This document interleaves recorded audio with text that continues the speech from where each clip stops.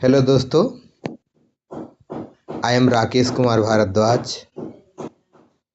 आज हम लोग डिस्कस करेंगे क्लास 10th के चैप्टर नंबर 13 का आवर इन्वायरमेंट, हमारा पर्यावरण।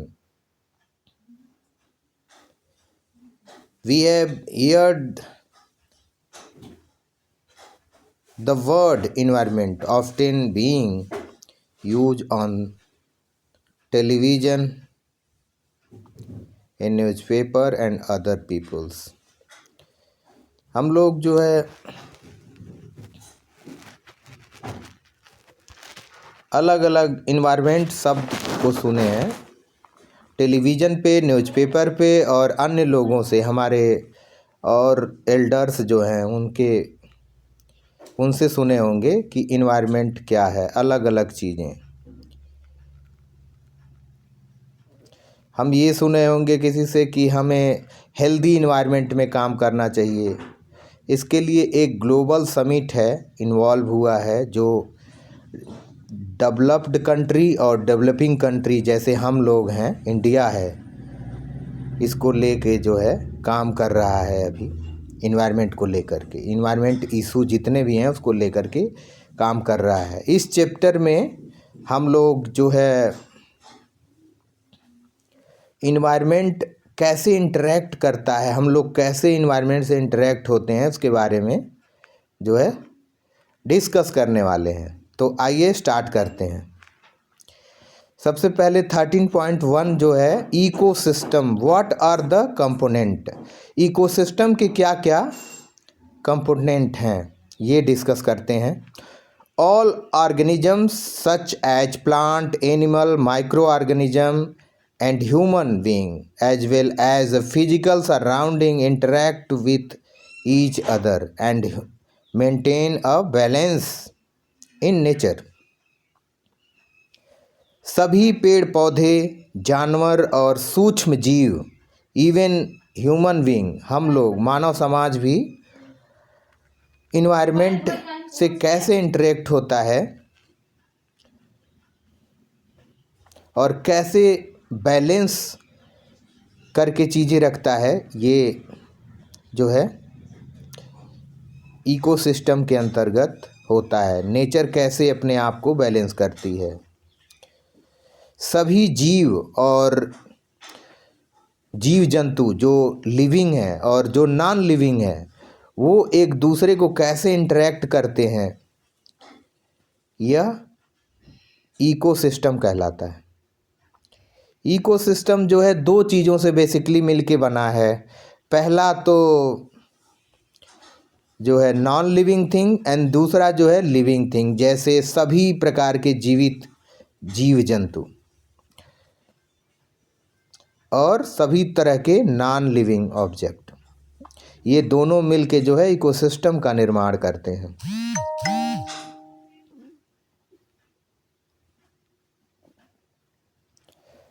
इकोसिस्टम कंसिस्ट, तो इस तरह से इसके दो कंपोनेंट हैं, biotic component and abiotic component. Biotic में सभी लिविंग बीइंग हैं और एबायोटिक में physical factor like temperature, rainfall, wind flow, soil and minerals, ये सब नॉन लिविंग में आते हैं। फॉर एग्जाम्पल उदाहरण देखते हैं। If you visit a garden you will find different plant such as grasses, tree, flower, bearing plant like rose, jasmine, sunflower and animal like frog, insect and bird। इस तरह के जीव हम यदि एक गार्डन में जाते हैं तो हम देखेंगे। All these living organism interact with each other, ये सभी जीव एक दूसरे से इंटरेक्ट होते हैं,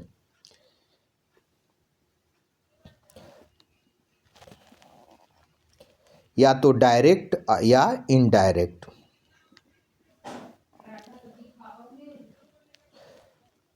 इनके ग्रोथ में, रिप्रोडक्शन में यानी प्रजनन में और सभी तरह के एक्टिविटी में जो है एबायोटिक कंपोनेंट जो है अफेक्ट डालता है। So a garden in an ecosystem, other types of ecosystem are forest. तो इस तरह गार्डन जो है एक इकोसिस्टम का उदाहरण है। इसके अदर भी उदाहरण हैं, जैसे फॉरेस्ट, पॉन्ड, लेक्स, झील। These are natural ecosystem while garden and crop field are human made artificial. जैसे कि गार्डन और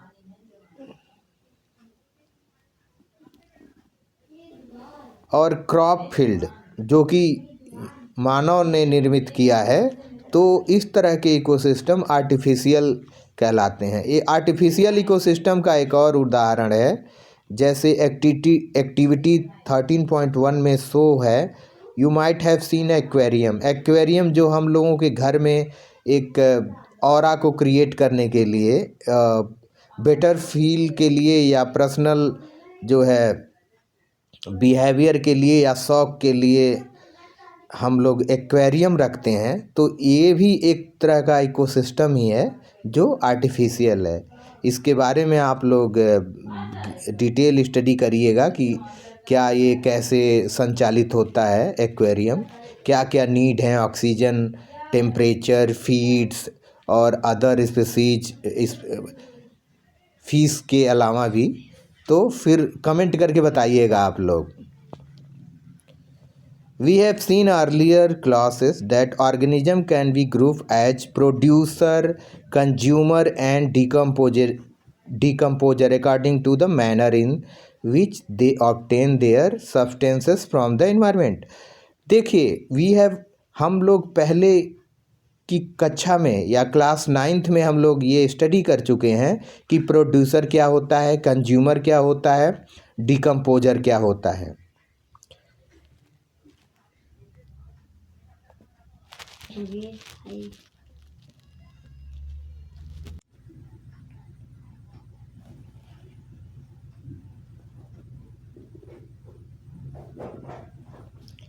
तो सबसे पहले हम यहाँ पे देखेंगे एक बार फिर प्रोड्यूसर क्या होता है। प्रोड्यूसर जो है एक सभी तरह के जितने भी ग्रीन प्लांट हैं, जीवित ग्रीन प्लांट जिनमें पत्तियां होती हैं और पत्तियों में क्लोरोफिल होता है।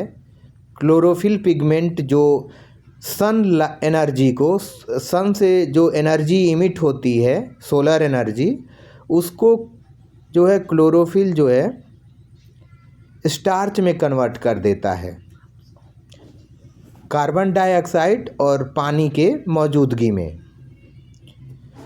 तो जितने भी हरे पौधे हैं और कुछ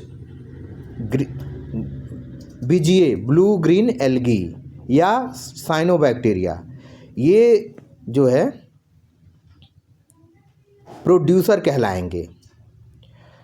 और दूसरी बात ये हुई कंज्यूमर की। तो कंज्यूमर वो सभी जीव, एनिमल्स जो इन पौधों पे डिपेंड हैं, जैसे हम सभी तरह के जीव, सभी तरह के इंसेक्ट्स,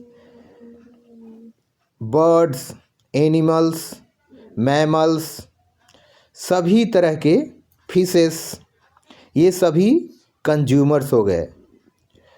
और लास्ट वन जो डिकम्पोजर होता है, डिकम्पोजर ऐसे ऑर्गेनिज्म हैं जैसे बैक्टीरिया और फंजाई। ये जब डेड बॉडी डीके होती है, डेड बॉडी कोई भी लिविंग ऑर्गेनिज्म जब डेड हो जाता है तो उसको डिसइंटीग्रेट करने के लिए ये यूज में आते हैं, जैसे फंजाई और बैक्टीरिया। ये ऑर्गेनिक डेड मटेरियल को जो है इनऑर्गेनिक मटेरियल में कन्वर्ट करते हैं, जो है धरती में डिकम्पोज होता है और फिर पुनः ये मिनरल्स के रूप में पौधों द्वारा एब्जॉर्ब हो जाता है बाद में। तो इस तरह से एक साइकिल भी चलती रहती है नेचर और बायोटिक और एबायोटिक कंपोनेंट के बीच में। इसके बारे में डिटेल में आप लोग आगे पढ़िएगा।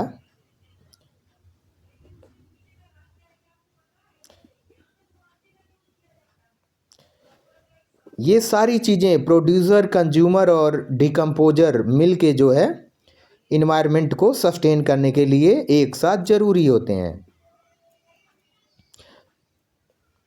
जब नेचर में किसी एक चीज़ की इम्बैलेंस होती है तो सारी चीज़ें बिगड़ जाती हैं।